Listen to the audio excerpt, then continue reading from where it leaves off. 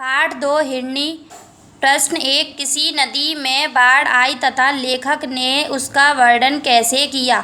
उत्तर 1 कृष्णा नदी में बाढ़ आई तथा लेखक ने उसका वर्णन इस प्रकार किया।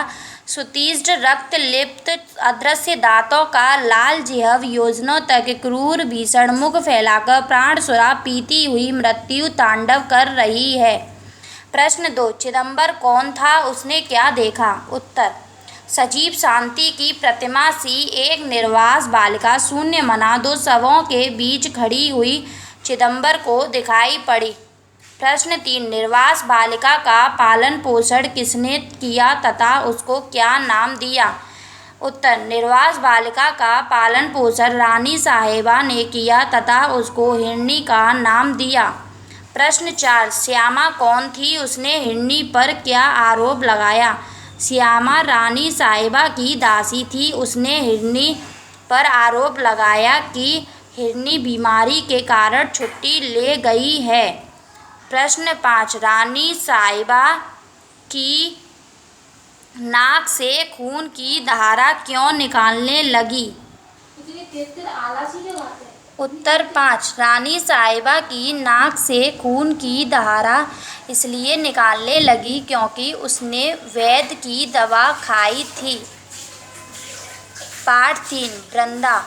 प्रश्न 1 लेखिका बचपन में इस निर्णय पर कैसे पहुंची थी कि सारा कामकाज बाल बच्चों को खिलाने पिलाने और सुलाने आदि के लिए हो रहा है।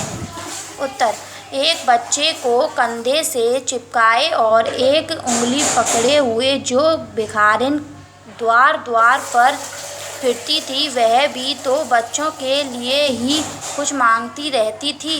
अतः मैंने निश्चित रूप से समझ लिया था कि संसार को सारा कारोबार बच्चों को खिलाने पिलाने और सुलाने आदि के लिए हो रहा है। प्रश्न 2 वृंदा की नई अम्मा की तुलना गुड़िया से क्यों की जाती थी।